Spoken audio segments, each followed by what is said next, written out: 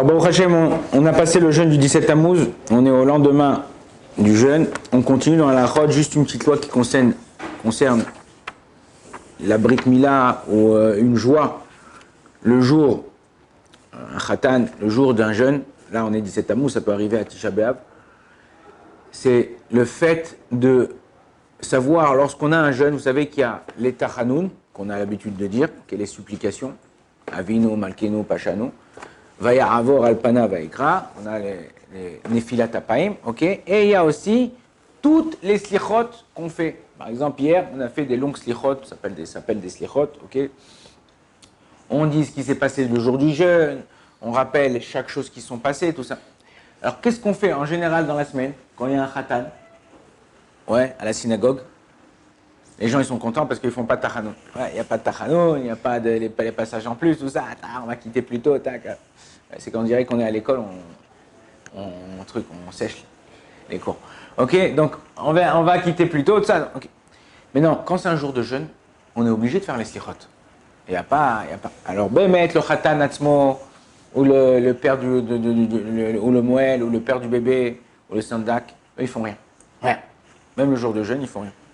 Comme ça, c'est rapporté dans un shoot qui s'appelle Shoot Bet David, shoot sur lequel Minag Esfarad est beaucoup appuyé, que le Khatan, il dit rien. Par contre, nous, l'Assemblée, on fera les slichot, donc tout ce qui est le rajout, on fera le vidouille, Avinu, Pachano, on viendra juste expliquer, mais on ne fera pas Nefilat Apaim, et on ne fait pas Veu, Rachou, Michaper, Avon, ça, on ne dira pas tous ces trucs-là, donc on réduit à peu près de moitié les tachanounim. Alors pourquoi je vous ai fait cette petite halakha là comme intro? Parce qu'il y a beaucoup de personnes qui apprennent à chaque fois, quand tu es sur le cas devant, tu te rappelles plus, oh mince, ouais, qu'est-ce qu'on fait tachanou, on fait pas tachanou, on fait. Alors je vous répète pour conclure, on fait les slichot, on fait Avinu les supplications Avinu, Pachano, Khatano, Avinu, Pachano, ok, on fait pas et on ne fait pas Nifilot Apaim, va y avoir tout ça, on fait pas. Voilà, c'était comme introduction. On va voir aujourd'hui Bezrat Hashem Messiat Alishmaya. Je pense que c'est des lois qui reviennent et chaque fois les gens ils s'embrouillent entre maintenant et entre le Homer et qu'est-ce qu'on fait pas. Il faut savoir que cette période-là, on est dans une période qui est une période vraiment de deuil. C'est pas comme la période du Homer. C'est pas, les gens ils pensent que la période du Homer c'est une période de deuil. On a perdu les 24 000 élèves de Rabbi Akiva. Là, c'est pas ça. Là, on a perdu toute la raison pour laquelle on se faisait faire pardonner certaines fautes quand on faisait vraiment le tchouva. C'était le Beth Amikdash. Les gens, regardez, aujourd'hui, qu'on est en 2024, Tachin Pédalet, les gens ils viennent du quatre coins du monde, de tous les pays, juifs et non juifs, et ils se recueillent au mur des lamentations. Mais pourquoi? Qu'est-ce qu'il y a de spécial? Parce qu'il y a écrit tous les matins, vous le dites dans la tfila, Vebeti tiye bet fila l'école amim. Ma maison, ça sera une maison de prière pour tous les peuples. Dans l'intro de la tfila. Donc il faut savoir que tout le monde vient. On vient. Il y a un moment, la personne elle a besoin d'une connexion. Ok, donc, il y a une connexion matérielle et une connexion spirituelle. Donc là, tout ça a été. Le Beth Amikdash était détruit, on s'est éloigné, il y a eu beaucoup de deuil. D'ailleurs, il y a un mina qui est bon, ça a commencé hier, de faire Tikkun Chatzot, Tikkun Rachel, dans la journée. Ok? Ça arrive midi, là en ce moment, Chatzot, on va dire c'est midi 45. Midi 45, tu t'assois par terre, ok? Ou par terre, pas sur par terre, sur un truc un peu plus élevé, ou sur une serviette, et tu fais le Tikkun Rachel. Je me rappelle quand on était à l'Yeshiva, on se regroupait, hop, on faisait tous Tikkun Rachel. Et que toute personne qui s'associe dans la maison de Dieu, c'est-à-dire qui s'associe à la peine que la maison de Dieu n'est pas reconstruite, il aura le mérite de revoir sa construction. Donc à nous d'essayer, c'est quoi ça te prend? Le Tikkun Chatzot, c'est quoi? Ne croyez pas que c'est de la Kabbalah, des machins, des trucs et tout ça. Tikkun Rachel, allez, c'est 7 Teilim. Tu ne peux pas faire 7 Teilim pendant 3 semaines pour Akadosh Baruch Hu. En plus, tu ne fais pas le Shabbat. En plus, tu ne fais pas vendredi après Chatzot. Et en plus, tu ne fais pas Rosh Chodesh. Donc, ça te fait sauter 3 semaines, au moins 10 jours Donc sur 21 jours, il n'y a que 10 jours, à peu près 10, 11 jours de Tikkun Chatzot. À part le Tikkun Chatzot qu'on fait la nuit. Mais ça, Tikkun Rachel, tac, ça te prend 5 minutes. Tu te connectes avec Hachem, tu fais passer ta maison. Il y a un copain à moi qui s'appelle Rav Kessler ici, il enseigne dans une yeshiva juste derrière. Il m'a dit, tous en Israël, on a fait des travaux chez nous à la maison, on a arrangé ça, on a refait la cuisine, on a construit, on a machin. Et tout le temps, il y a des galères. Tout le temps, un truc, le câblage, un truc, le machin, un truc. Et il m'a dit, tu crois pourquoi? Je sais pas, c'est Tikkunim. Ah, tu fais des réparations, tu fais des trucs. Il m'a dit non.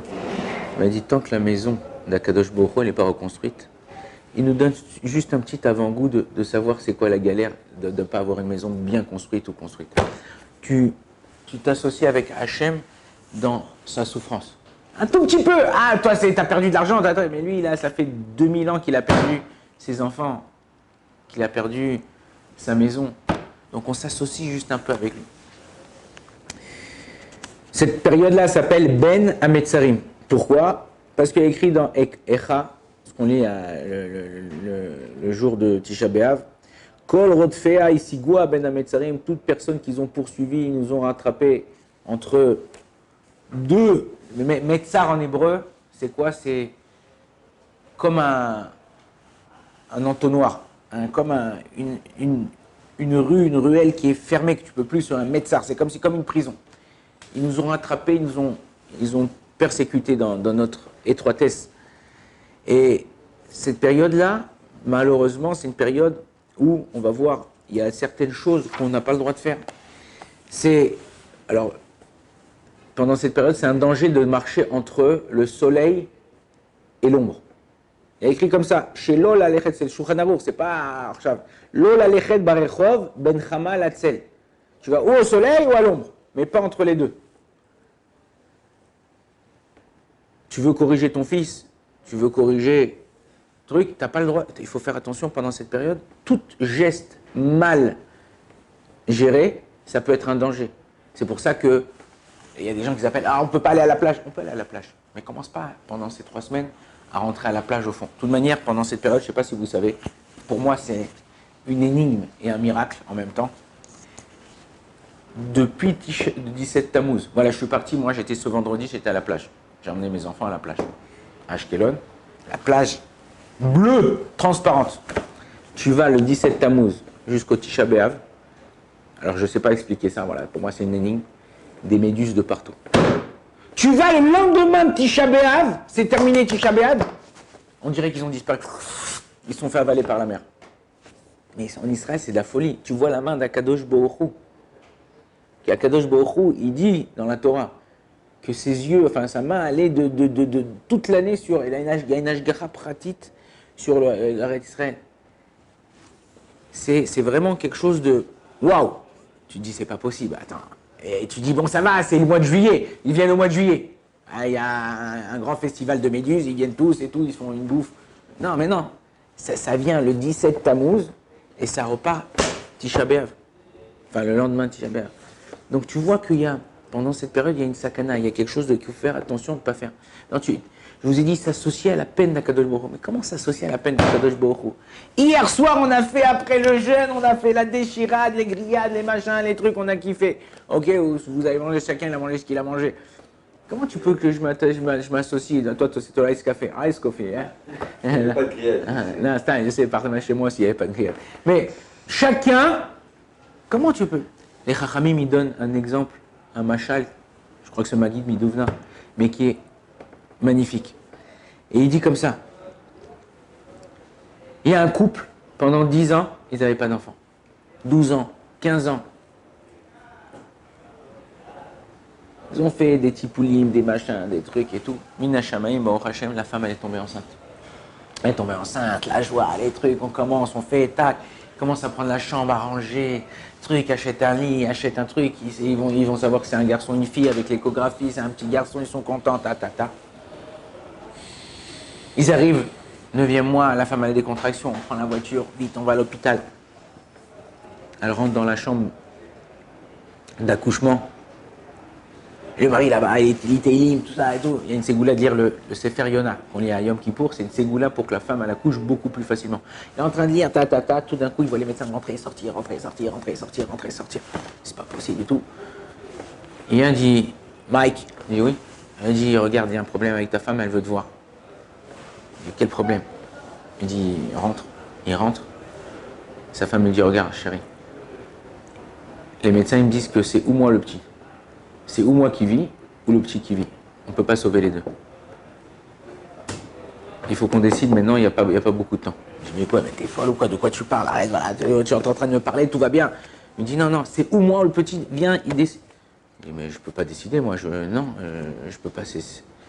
Alors elle dit, moi, je vais décider pour nous, la femme, sur le lit d'accouchement. Elle dit, ça sera moi. Moi, je sacrifierai ma vie pour le petit. Mais à une condition. Le jour où il fera sa bar mitzvah, tu lui demanderas, c'est le jour où il deviendra majeur dans la Torah, qu'il fera Kaddish pour moi de toutes ses forces. Tu lui diras que j'ai sacrifié ma vie pour lui et qu'il fera Kaddish. Il dit, mais non, truc et tout, ils l'apprennent et tout ça. Ils commencent à pleurer, hein, ils font sortir. Lo alenu, lo alechem, c'est ce qui se passe. La femme, elle part, il se retrouve avec un enfant qu'ils attendaient depuis longtemps, tout seul, et il fait grandir, il s'investit, les meilleurs trucs. Le prof, l'école. Et le petit, il arrive à l'âge de la bar mitzvah.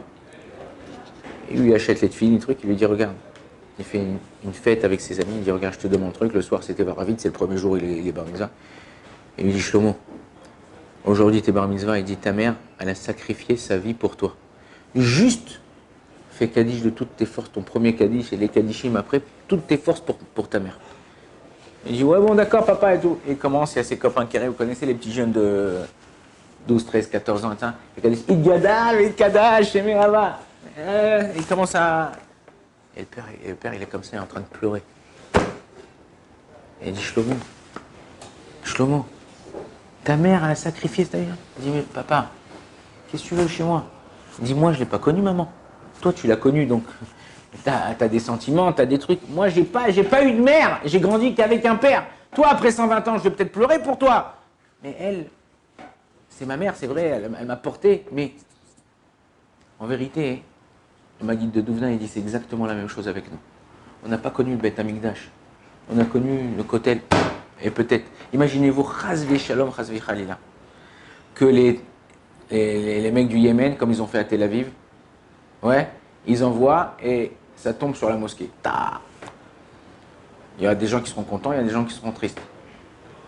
Je dis d'Afka ça pour pas dire un autre endroit. Mais quand tu as connu quelqu'un, quand tu penses à quelqu'un qui était là, avec qui tu as partagé des choses fortes, tes sentiments, ils sont là. Alors imagine-toi juste un peu, quand tu fais le Tikkun Chatzot, quand tu es pendant cette période-là. Juste imagine-toi, et c'est pas interdit, de penser que tu as perdu quelque chose de cher, quelqu'un de cher. Et même si tu pleures pour ça, alors que c'est pas vrai, ça veut dire que c'est pas vrai que tu as perdu cette personne, ou tu penses à quelqu'un que tu as perdu et qui était proche de toi, et tu pleures, c'est aussi s'associer à la destruction du Beth Amikdash. Donc il faut essayer de le faire. On a une période qui est de sakana, et en même temps une période où 21 jours on s'approche d'Akadosh Baruch Hu Bezrat Hashem. La prochaine fois, je vous rappellerai comment les Goïm, là-bas dans la Gemara, s'appelle Chachmei Athènes, les sages d'Athènes. Ils voyaient cette période de 21 jours chez nous. On en parlera, on va expliquer. Donc on a parlé de, ok, Tikkun Rachel qui est important pendant cette période. Faire chez Riyanou pendant cette période, acheter un nouvel habit, un nouveau fruit. Alors les gens ils confondent. Acheter, en général tu peux acheter. Parce qu'à l'époque, ils n'achetaient pas, parce qu'au moment où on a acheté, c'est comme ça, la dans Shulchan Aruch, si je ne me trompe pas, Siman Resh Tet Vav 215, là-bas où apporte les lois de Shechianou, là-bas, il y a écrit que dès que tu vois le fruit, dès que tu achètes l'habit, tu fais la bracha. Aujourd'hui, on ne fait plus comme ça. On fait plus comme ça. Aujourd'hui, la personne, quand tu achètes l'habit, tu es content, mais quand c'est que tu es le plus content, quand tu le mets sur toi. Donc, tu peux acheter un nouvel habit, tu peux acheter un nouveau fruit, mais on ne fait pas Shechianou. Pourquoi? C'est quoi Shechianou? Je vais vous traduire, vous allez comprendre. Shechianou qui nous a fait vivre, Veki Emanu qui nous a fait être là, Igianou qui nous a amené à ce moment-là, l'azmanazé pendant ce temps-là. Comment tu peux te réjouir ce moment-là quand c'est une période où tout va mal, quand c'est une période où on a brûlé la maison de Dieu? Alors en vérité, c'est pour ça qu'on ne fait pas Shechianu. Maintenant, il y a une petite différence entre les habits et les fruits. Un habit, en général, tu peux l'acheter, tu le mets dans ton armoire. Il y avait les soldes à Ikea, tu vas t'acheter des trucs, machin, ok? Ou chez, je ne sais pas qui c'est qui avait les soldes, ok? Tu as acheté, oh, tu le gardes. Par contre, un fruit, tu ne peux pas le garder. Tu ne peux pas toujours le garder. Parce qu'un fruit, ça mûrit et ça pourrit. Donc si le fruit, tu ne peux pas le garder, eh bien, les Chachamim, ils disent qu'on peut faire la bracha sur le fruit Shabbat. Shabbat, même pour quelqu'un, lo alenu, lo alechem, qui est endeuillé, qui a perdu un proche. Lo alenu, quelqu'un, il a perdu un proche hier. Il l'a enterré, il s'assoit Shiva, ça arrive Shabbat, il enlève ses habits de deuil, il met ses habits de Shabbat, et il mange de la viande, il boit du vin, il dort dans un lit Shabbat. Non, ça dépend des minagim, mais en général, mais Shabbat, en avelut befaresia, il n'y a pas de deuil en public. Donc Shabbat, pour tout le monde, donc même pour les gens comme nous, en ce moment, pendant cette période, on peut faire Shechianu si vraiment le fruit ne va pas durer jusqu'à la fin des 3 semaines. Si tu veux être mahmir et d'attendre la fin, tu sais que tu peux le garder, c'est un fruit qui se congèle, ou je sais pas, ou quelque chose qui se garde, alors dans ces cas-là, un ananas, une noix de coco, je sais pas, un truc qu'on peut garder, dans ces cas-là, on pourra faire. Ok? Et mettre les nouveaux habits, on peut? Si on n'a pas d'habit, on peut mettre acheter un nouveau. Alors, si on n'a pas un truc, on peut mettre, vaut mieux le mettre Shabbat. Shabbat. Shabbat, chez vous, c'est pas un jour de deuil. Si vraiment, les chaussures ne s'appellent pas nouveau habit, donc les chaussures, et pas tout le monde fait Shechianu sur les chaussures, donc les chaussures, il y en a qui disent qu'il ne faut pas faire du tout Shechianu. Il y en a qui disent, la majorité des poskim, il y en a, donc sur les chaussures, il n'y a pas Shechianu. Mais sur un habit, oui, alors vaut mieux le mettre pendant Shabbat, ok? Minadin, et faire les varières Shechianu pendant Shabbat. C'est interdit de mettre des nouveaux habits pendant la semaine. Si.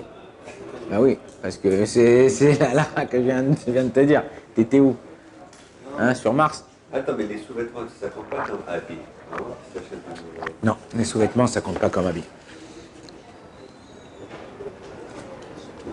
S'il y a une mitzvah de Mila, Pidyon Aben, pendant les 3 semaines, et pendant la Mila, on fait Shechianu. Pendant le Pidyon Aben, on fait Shechianu. Ça, c'est une mitzvah au Veret, elle passe, t'as pas le choix. Donc, on fait Shechianu. On fait Shechianu, il n'y a aucun problème. Une femme qui est enceinte, elle voit un fruit je sais pas moi, un fruit qu'elle adore. Elle pourra le manger même en plein de semaine et faire Shechianu, il n'y a pas de problème. Chez une femme, ça peut être un danger. Moi, je connais des gens qui ont des taches à cause des envies que leurs parents ils avaient, enfin que leur mère elle a eu. Ils avaient envie de trucs. Si elle peut attendre, elle dit bon, je l'achète le fruit, je le mangerai Shabbat. Elle peut tenir le coup, il n'y a aucun problème, elle fera comme ça. Les accessoires, par exemple, des montres, des lunettes. Quoi?